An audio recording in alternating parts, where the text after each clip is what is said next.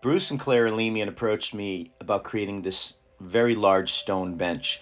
And I didn't know how to go about it until we saw these pieces. Now, this piece of stone here, the bench part, is about 7 to 8 feet long. And then they wanted a back. And these pieces had to be tapered, so they had to be cut.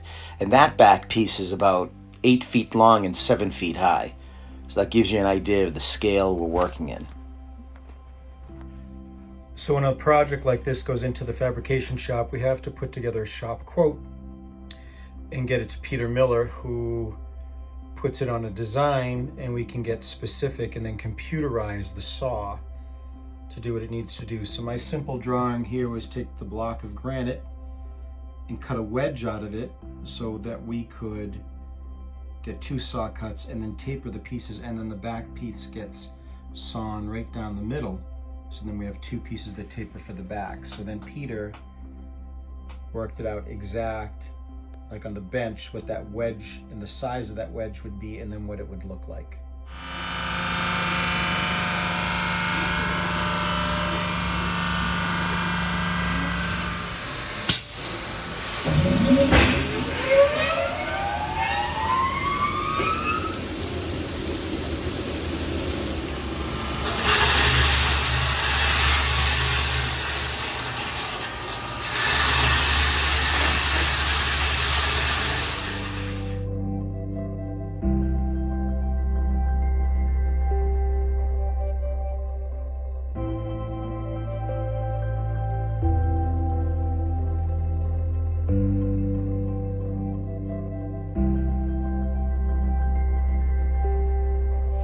This is the location of the bench to be installed in Hanover at their property. Now, in a project like this, you have to team up with somebody who's the right person. And I decided to go with Tony Smith from Tiger Landscaping. Tony's an artist, and he pays attention to detail. And also he has the equipment, he has the patience. So he was the right person. So what we started to do is dig for the footing. We brought in some Princeton fieldstone from our bulk pile. And then we started to get all the pieces together and get organized. And how it was going to go together was going to be created on site. Each one of these blocks weighed about 800 pounds. And we had to make sure they fit precisely together. We wanted no cement. This is a dry installation. You have to put a footing in. This is concentrated weight. We use 3/4 crushed stone for the footing, and then we set the 2 800-pound stones on top of that footing, got them precisely set together. That's the easy part. Now, we have to strap in the back pieces, support them, make sure they're safe and stable, and have them fit as tight as the bench. Yeah? You feeling good? Feeling good? Right. All right. I'm gonna back up.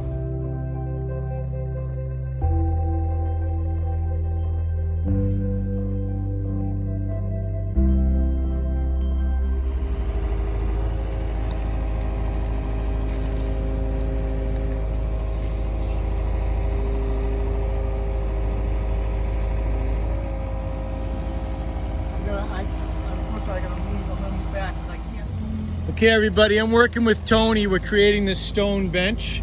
It's kind of funky and cool. We'll show you how it's all going together. But this is the most important part of this job. This is Tony's shovel. All I want you to know is my arms are killing me, and this is what I'm working with. He said he's gonna put a new point on it. Dear God, could someone please buy this man a shovel? Pants.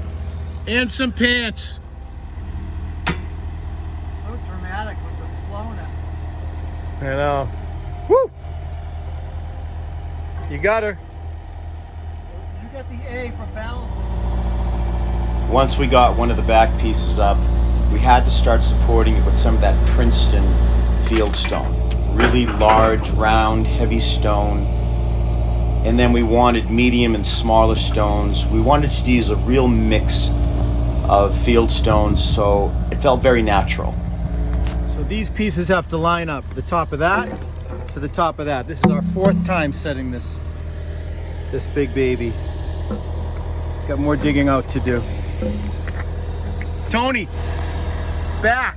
Oh, Back oh, that way, not this, that. The other Tony, back. that way, that way, The Tony. other left.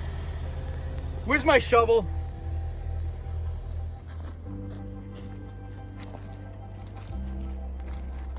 Finally, after several tries with all these 4 pieces, we got it lined up correctly.